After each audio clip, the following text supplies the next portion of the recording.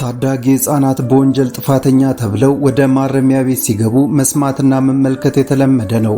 ምናልባት ጆሮን ጭው ሊያደርግ የሚችለው የሰሩት የወንጀል አይነት ሲሰማ ነው። ህጻናት ሰውን እስከነ ነፍሱ ጉድጓድ ቆፍረው ቀብረዋል። በእሳት አያይዘው የሰው ነፍስም ነጥቀዋል። የገዛ ወላጆቻቸውን ገለው አካላቸውን እየቆራረጡ እንደ አሻንጉሊት ተጫውተውበታል የሚሉና በርካታ ሰቅጣጭ የሆኑ ወንጀሎች በታዳጊ ህጻናት ተፈጽመዋል ቢባሉ ያምኑ ይሆን? በዓለም ላይ ጨካኝና አረመኔ የተባሉ ህጻናት ያልሰሩት የወንጀል አይነት የለም ማለት ይቻላል። እነዚህ በዛሬዋ ቅኝታችን የምንዳሰሳቸው ሰው በላ ብላቴናዎች የሰው ነፍስ ማጥፋትን የዕለት ተዕለት ተግባራቸው አድርገው ጸጸት እንኳ ሳይሰማቸው የሚኖሩ ናቸው። የዓለማችን አደገኛና አስፈሪ ህጻናትን በዛሬዋ ቆይታችን የወንጀል ታሪካቸውን ትሰሙታላችሁ። ይህ ቡና ቲቪ ነው። የተለያዩ ድንቅና አስገራሚ መረጃዎች እንፋሎቱ ሳይተን እስከ ትኩስነታቸው በአቦሉ እንዲደርሳችሁ ቡና ቲቪን ሰብስክራይብ በማድረግ ቤተሰብ መሆናችሁን አትዘንጉም። አምስተኛ ብሬንዳ ስፔንሰር ሰኞ ቀን አይመቸኝም ብላ የሰው ህይወት በሰኞ ቀን ያጠፋች ታዳጊ ናት። ስፔንሰር ብቸኛና ዝምተኛ ልጅ ነበረች። ይህ ባህሪዋ ደግሞ እንድትገለል አድርጓታል። መገለሏ አውሬዋ ስፔንሰር እንድትወለድ ትልቁን አስተዋጽኦ ፈጥሯል። ስፔንሰር የተወለደችው በ1962 ካሊፎርኒያ ነው። ወንጀሉን የፈጸመችው ደግሞ በ1979 የካቲት ወር ላይ ሲሆን እድሜዋም 16 ዓመት እንደሆናት ነው። የ16 ዓመት የልደት ቀኗን አስመልክቶ ቤተሰቦቿ ኤኤ ካሊቨር 22 የተባለ ጠበንጃ ገዝተውም ሰጥቷት። ይህን ያደረጉትም ስፔንሰር ለጦር መሳሪያ ያላትን ፍቅር ስለሚያውቁ ነበር። የዋለበት ዓላማ እነሱ ባሰቡበት ተቃራኒ ሆነ እንጂ ቀኑ ሰኞ ነው። ማልዳ ተነስታ መስኮቱ ጋር ቆማ አሻግራ ስትመለከት ከቤታቸው አቅራቢያ ያለውን ግሎቨር አንደኛ ደረጃ ትምህርት ቤትንም አየች። ይህ ተግባሯ የተለመደ ቢሆንም ዛሬ ግን ለየት ያለ ነገር ማድረግ አሰኛት። ስጦታ ከቤተሰቦቿ የተሰጣትን ጠበንጃ ካስቀመጠችበት አንስታ በመስኮቱ በኩል አነጣጥራ የሚገደል ሰው መፈለግም ጀመረች። ጠዋት ስለሆነባት ተማሪዎችና ሰራተኞች እስኪገቡ ጠብቃ በጠበንጃዋ ታርከፈከፍባቸውም ጀመር። በዚህም ጥቃቷ 2 ሰዎችን ገላ 9 ላይ ከፍተኛ ጉዳትም አደረሰችባቸው። ህይወታቸውን የነጠቀቻቸው የትምህርት ቤቱ ዳይሬክተርና ጥበቃ ሰራተኛ ነበሩ። በህግ ጥላ ስር ሆና ለምን ጥቃቱ እንደፈጸመች ስትጠየቅ መልሷ ሰኞ ቀን አይመቸኝም የሚልም ነበረ። ፍርድ ቤቱ ስፔንሰር ላይ ለወንጀሏ የእድሜ ልክ እስራትን ፈረደባት። በቅርቡ 40 ዓመት ከታሰረች በኋላ ቀሪው ህይወቴን በውጭው ዓለም ላሳልፍ ብላ ይግባኝ ብትጠይቅም ሰሚ አላገኘችም። አራተኛ ናታናኤል ብራዚል።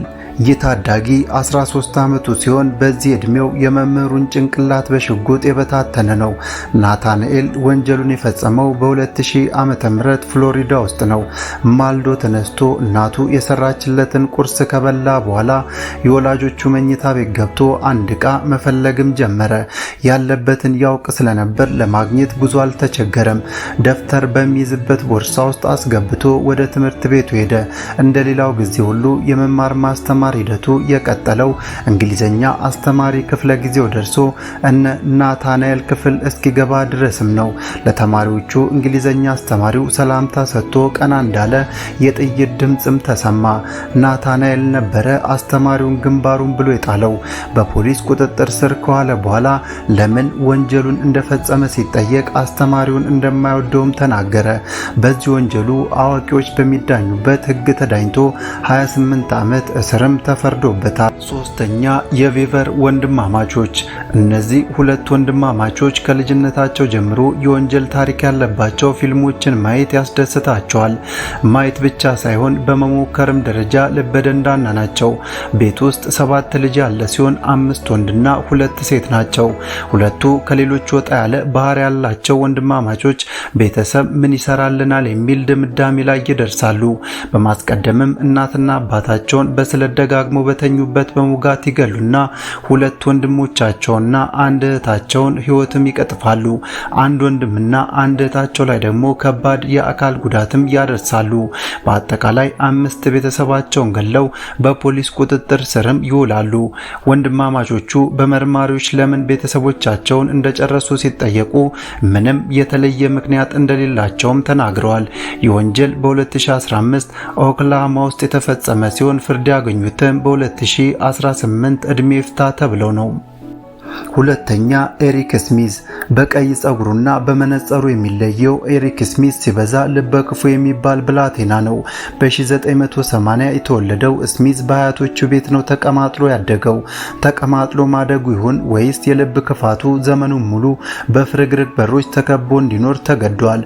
ኤሪክ ወንጀሉን የፈጸመው በ13 ዓመቱ ሲሆን የገደለው ደግሞ ሮቢዮ የተባለን የ4 ዓመት ልጅን ነው። ቦታው ኒውዮርክ ነው። ሮቢዮ በነ ስሚዝ ቤት በኩል እያለፈ በነበረበት ሰዓት ስሚዝ አታሎ ወደ ጫካ ወስደዋል። በዛ አቅራቢያቸው ባለ ጫካ ውስጥ ካስገባው በኋላ በድንጋይ ደጋግሞ በመምታት ህይወቱን ያጠፋዋል። ከሞተ በኋላም የፊቱ ቅርጽ እስኪቀየር ድረስ በድንጋይ እንፈላለጠው። ይህን ወንጀል ፈጽሞ ምንም እንዳልተፈጠረ ገላውን ታጥቦ እንቅልፉን ለሽ ብሎ ተኛ። የሮቢዮ ቤተሰቦች የልጃቸው መጥፋትን ለፖሊስ አመልክተው የሞተው ልጃቸውን አስክሬን ተረከቡ። ፖሊስም የሮቢዮን ገዳይ ሲያፈላልግ ስሚዝ ሆኖ ያገኘዋል። ስሚዝም ወንጀል መስራቱን አምኖ ፍርድ ቤትም የ28 ዓመት ፍርድ ወስኖበታል። አንደኛ አመርጅድ ሳዳ። አመርጅድ ሳዳ በ8 ዓመቱ የ3 ሰዎች ህይወት በመቅጠፍ ትንሹ ሳጥናኤል የሚል ቅጽል ስም ተሰጥቶታል።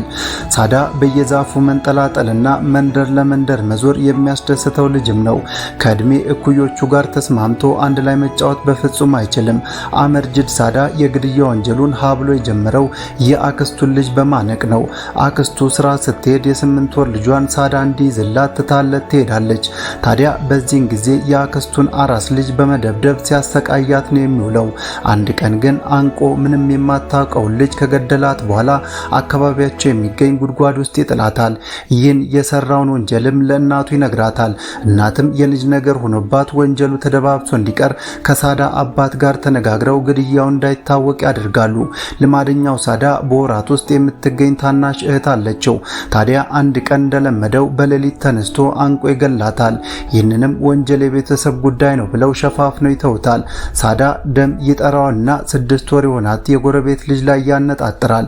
እናት ልጇን አስተኝታ እቃ ለማምጣት ጎረቤት ስትሄድ ሳዳ ልጇን በማነቅ ከገደላት በኋላ በድንጋይ ደጋግሞ በሞገር ሬሷን ጉድጓድ ውስጥ ቆፍሮ ይቀብረዋል። እናትም ከሄደችበት ስትመለስ ልጇን ባስተኛችበት ታጠዋለች። ይሄኔ ለፖሊስም ታመለክታለች። ፖሊስም ሳይውል ሳያድር ሲያፈላልግ ከተቀበረችበት ቆፍሮ ማውጣት ገዳዩን ሲመረምር አመርጅድ ሳዳ ሆኖ ያገኘዋል። ሳዳንም ፖሊስ መምሪያ ወስደው ሲመረምሩት ካለጸጸት የገደላቸውን በሙሉ በመናዘዝ ተናገረ። በህንድ ህግ መሰረት 18 ዓመት ሳይሞላቸው ወንጀል የሚፈጽሙ ታዳጊዎች የሚቀጡበት አንቀጽ የሌለ በመሆኑ ሳዳ እድሜው እስኪደርስ በማቆያ እንዲቆይ ይወሰንለታል። በኋላም ሳዳ ላይ የተለያዩ ምርመራዎች ሲደረጉ ኮንዳክት ዲስኦርደር የሚባል ህመም ሊገኝበትም ችሏል።